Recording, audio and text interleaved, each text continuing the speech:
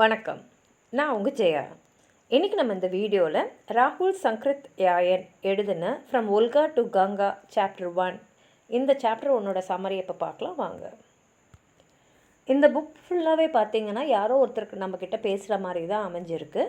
இதில் எந்த காலகட்டத்தை சேர்ந்ததுன்னா 6000 பிசி, அதாவது கிறிஸ்துவுக்கு முன்னாடி 6000 வருஷத்தில் நடக்கிற மாதிரி, அதாவது ஏன்ஷியன்ட் ஆதி மனுஷங்களுடைய வாழ்க்கையை இது சொல்கிற மாதிரி இருக்குது. இது எங்கே நடக்குதுன்னா ஒல்கா ரிவரோடைய மேல் பகுதியில் நடக்குது. அப்போ பார்த்திங்கன்னா இந்தியா, ஈரான், யூரோப் இதெல்லாம் சேர்ந்த மக்கள் எல்லாம் ஒன்றா தான் அந்த நிலப்பகுதியில் வாழ்ந்துட்டுருந்தாங்க. இப்போ சீசன் பார்த்திங்கன்னா வின்டர் சீசன். பயங்கரமான குளிர் மாத்திரம் இல்லை, அப்படியே பனி படர்ந்து எல்லா இடமும் பார்த்திங்கன்னா அந்த குளிர்ச்சியில் அப்படியே இறுகி போயிருக்கிற மாதிரி ஒரு இடம்தான் அது. அழகாக இருந்தாலும் மனுஷங்களை வாழறதுக்கு ரொம்ப கடுமையான ஒரு இடமா இருக்குது. அப்படியே பனி படர்ந்து இருக்க எல்லா இடத்துலையும் உறைஞ்ச நிலைமையில தான் அந்த நிலைமை இருக்குது. சூரியன் அதோடைய வெப்பத்தை தரத்துக்கு இன்னும் நீண்ட காலம் இருக்குது. அந்த நீண்ட காலம் வரைக்கும் மனிதர்கள் அவங்க அங்கே வாழ்ந்தாகணும். இப்போ அந்த நம்மக்கிட்ட பேசுகிற அந்த ப்ரோட்டகனிஸ்ட் சுற்றி இருக்கிற அந்த உறைஞ்சி போன நிலத்தை சர்வே பண்ணுறதுக்காக ஒரு உயர்ந்து நிற்கிற ஒரு பைன் மரத்து மேலே ஏறுறாரு. சுற்றி பார்க்குறாரு. எல்லா இடத்துலையும் அப்படியே ஒரு அமைதி, மயான அமைதின்னு சொல்லுவோம்ல, அந்த மாதிரி ஒரு ஸ்டில்னஸ்ஸு. எங்கேயுமே ஒரு அசைவு கூட இல்லை. எல்லா இடத்துலையும் அந்த பனி பொழிஞ்சின்னு இருக்கிறது தான். அப்படின்னு பார்க்கும்போது ஒரு இடத்துலேருந்து மாத்திரம் பார்த்திங்கன்னா புகை வந்துட்டுருக்கு. அப்போ புகை வருதுன்னா அந்த இடத்துல யாரோ இருக்காங்கன்னு அர்த்தம். அதனால் அவர் அந்த இடத்த நோக்கி போகிறாரு. கிட்ட போய் பார்த்தா அது ஒரு குகை. அங்கே சின்ன பசங்களும் நிறைய பேர் விளையாடிக்கிட்டு இருக்காங்க. அவங்க கூட ஒரு வயதான பெண்மணி, அவங்களுடைய பாட்டி, அவங்கள பார்த்துக்கிட்டு இருக்காங்க. அவங்கள பார்க்கும் போதே அந்த கடுமையான குளிரில் கூட ஒரு அன்பு அவங்களுக்கு தெரியுது. அவங்கள பார்க்கும் போதும் அவங்க அந்த பசங்களை கவனிச்சிக்கிற விதத்துலேயும் தெரியுது. டயர் கண்டிஷன்ஸ்னால் கடுமையான சூழ்நிலையில் கூட எப்படி மனிதர்கள் அதெல்லாம் எதிர்த்து போராடி மீண்டு வராங்கன்றத அவங்க அந்த பசங்களை பார்த்துக்கும் போதே தெரியுது. இப்போ இந்த பசங்களாம் எல்லாம் விளையாடிக்கிட்டே இருக்காங்க. அந்த பாட்டியம்மாவும் அவங்க எல்லோரும் நல்லபடியாக பார்த்துட்ருக்காங்க. அப்போது ஒரு குழந்தை, அது பேர் ஐகின், அது அழ ஆரம்பிச்சிடுது. உடனே அந்த குழந்தைய எடுத்து அவங்க சமாதானப்படுத்துகிறாங்க. இப்போது இந்த மாதிரி கடும் குளிர்லேயும் இவங்க எப்படி போராடி வாழ்ந்துட்டுருக்காங்க. அவங்களோட சின்ன சின்ன விஷயங்கள், அவங்க செய்யக்கூடிய சின்ன சின்ன செயல்கள்லாம் அவங்களுடைய எதிர்காலத்தில் அவங்க வாழ்க்கையை எப்படியெல்லாம் எதிர்நோக்கணும், எப்படியெல்லாம் சவால்களை மீறி அவங்க வாழ்க்கையை நடத்தணுன்றது நமக்கு புரிய வைக்குது. இப்போ பார்த்திங்கன்னா வேட்டையாடுறதுக்காக ஒரு அப்படியே தைரியமான பலமான ஒரு பெண்ணை தொடர்ந்து மற்ற மக்கள் எல்லாம் போயிட்டுருக்காங்க. அந்த வேட்டையாடுறவங்க நடுவில் ஆண்களும் இருக்காங்க, பெண்களும் இருக்காங்க. அவங்கெல்லாம் சுற்றி ஏதாவது கால் தடம் தெரியுதான்னு பார்க்கும்போது அவங்களுக்கு ஒரு கரடியோட கால் தடம் தெரியுது. சரி, அந்த கரடியை நம்ம வேட்டையாடலாம், உணவுக்கு வச்சுக்கலான்னு சொல்லிட்டு அவங்க குழுவாக, அது ஒரு டீம் ஒர்க், எல்லாருடைய பங்கும் அங்கே ரொம்ப முக்கியம். எல்லாருடைய போராட்டங்களும் எல்லாருடைய பங்களிப்பும் அங்கே ரொம்ப ரொம்ப முக்கியமாக இருக்குது.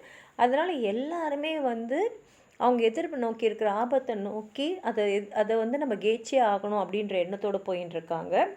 அப்போ அவங்கள நிறைய ஓநாய்க்கள் துரத்த ஆரம்பிக்குது.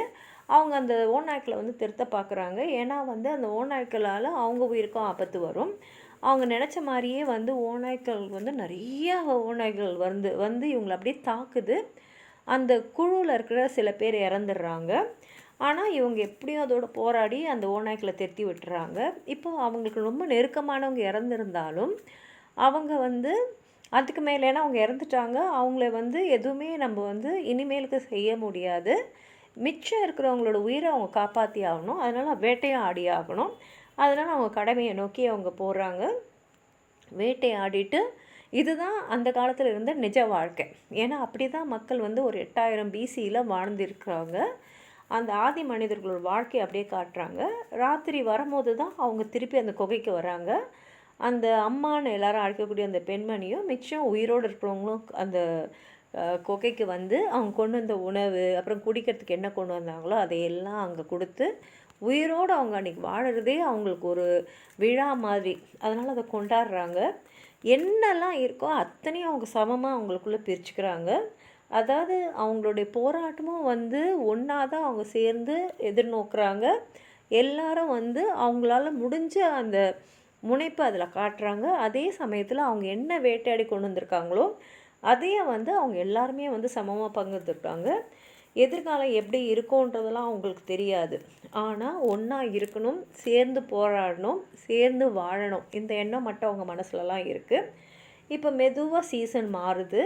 இளவேநீர் காலம், அதாவது ஸ்ப்ரிங் வந்து மெதுவாக வருது. அங்கங்கே உயிர் தெரியுது. அங்கங்கே செடி கொடி மரம்லாம் வந்து துளிர்க்க ஆரம்பிக்குது. இது வரைக்கும் உறைஞ்சி போயிருந்த அந்த நிலப்பகுதியில் இப்போ வாழ்வு தெரியுது. இவங்களுக்கும் வந்து நம்பிக்கையும் ஒரு புத்துணர்ச்சியும் வந்து வருது. இந்த நிலப்பகுதியும் அவங்களுடைய உள்ளுணர்வும் வந்து ஒன்றோட ஒன்று வந்து ஒரே விஷயத்தை வந்து வெளிப்படுத்துகிற மாதிரி இருக்குது. அதில் நிஷான் அங்கே ஒரு கேரக்டர். அவங்க வந்து இந்த மனித உறவுகளுக்குள்ளே இருக்கக்கூடிய அந்த காம்ப்ளெக்சிட்டிஸ், இந்த வாழ்க்கைக்காக நடத்துகிற போராட்டம், எப்படி அந்த குழுவில் இருக்கிற ஒவ்வொருத்தவங்களும் வந்து அவங்களோட விதியை வந்து ஒருத்தவங்களோட விதி இன்னொருத்தவங்களோட விதியோடு சேர்ந்து பிணைஞ்சிருக்காது. அங்கே யாருமே தனிப்பட்ட நபர்கள் இல்லை. ஆனால் எல்லாருடைய பங்களிப்பும் அவங்க எல்லாருமே வாழறதுக்கு தேவையான ஒரு விஷயமா இருக்குது அப்படின்றத நமக்கு தெரியப்படுத்துது.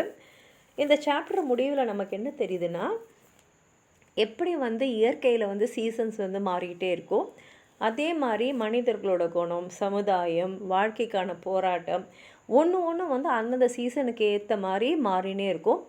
அதே சீசன் திரும்பி இன்னொரு வாட்டி வரும்போது அதே மாதிரி அவங்க வந்து வாழ முடியாது. அதுக்கு புது புது பயிற்சிகள் அவங்க எடுக்கணும், முன்னேறிக்கிட்டே போகணும், புது புது வெற்றிகளை அவங்க அடையணும். அதுதான் அந்த வாழ்க்கை, அதுதான் அவங்களுடைய மனித அனுபவங்கள்.